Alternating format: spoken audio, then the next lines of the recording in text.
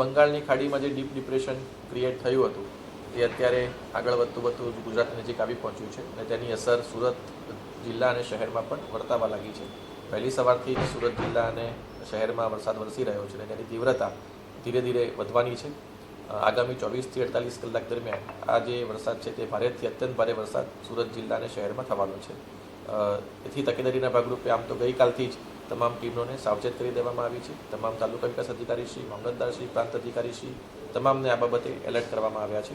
સુરત મહાનગરપાલિકાની ટીમ પણ છેલ્લા 2 દિવસથી એલર્ટ મોડ ઉપર જ છે અને માનનીય કમિશનરશ્રી દ્વારા પણ તેમની સતત મિટિંગ લઈને તેમને પણ સાવચેત કરવામાં આવેલા છે.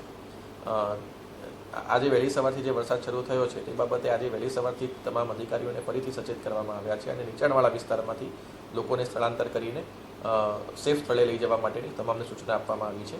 આપણા જે આશ્રય સ્થાન જે છે તેને પણ આપણે તૈયાર કરવામાં આવ્યા છે અને ત્યાં પણ લોકો આશ્રય મેળવી શકે છે. વિશેષ તકેદારીના ભાગરૂપે સુરત શહેરની અંદર એક એનડીઆરએફની ટીમ અને 2 એસડીઆરએફની ટીમ ઓલરેડી આપણી પાસે અવેલેબલ છે, જેને એલર્ટ મોડ ઉપર રાખવામાં આવી છે અને ગ્રામ્ય વિસ્તારમાં પણ એક એસડીઆરએફની ટીમ એલર્ટ મોડ ઉપર ઓલરેડી છે.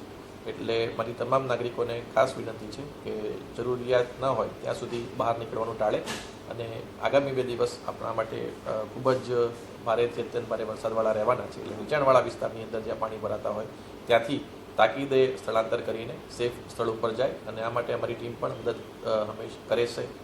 વધુમાં ઘણી વખત લોકો જ્યારે પાણી આવતું હોય ત્યારે જોવા માટે નીકળતા હોય છે અને અલગ અલગ સ્થળો જતા હોય છે. તેવા લોકોને પણ મારી ખાસ વિનંતી છે કે પોતાનું 2 વ્હીલર કે 4 વ્હીલર લઈને આ બધી બાબતો માટે બહાર ના નીકળે. વરસાદ જ્યાં વધારે વરસતો હોય અથવા તો જ્યાં નીચાણવાળા રસ્તા હોય ત્યાં ઓવરટોપિંગના કારણે પણ ઘણી વખત પાણીના વહેણ આવવાની શક્યતા હોય છે. તેથી આપણે સાવચેતી રાખી અને અકસ્માત નિવારવા માટે આ પ્રકારની જે એક્શન્સ છે એને ના કરીએ. ડુમસ અને સુવાલી બીચ જે છે ત્યાં પણ અત્યારે લોકોને ના જવા માટે સૂચના આપવામાં આવે છે અને આના માટે પોલીસ તંત્રનો પણ આપણે માં લઈ રહ્યા છીએ. છેલ્લા 2 દિવસથી આમ તો આપણી સમગ્ર ટીમ આ માટે કાર્ય કરી રહી છે, પણ આગામી 2 દિવસ છે ખૂબ જ આપણા માટે ભારે વરસાદના રહેવાના છે. તેથી મારી તમામ નાગરિકોને ફરીથી નમ્ર વિનંતી છે કે નીચાણવાળા વિસ્તારમાંથી તાકીદે સ્થળાંતર કરીને ઉપરના વિસ્તારમાં જાય અને શક્ય હોય ત્યાં સુધી જરૂરિયાત ન હોય ત્યાં સુધી બહાર નીકળવાનું ટાળે.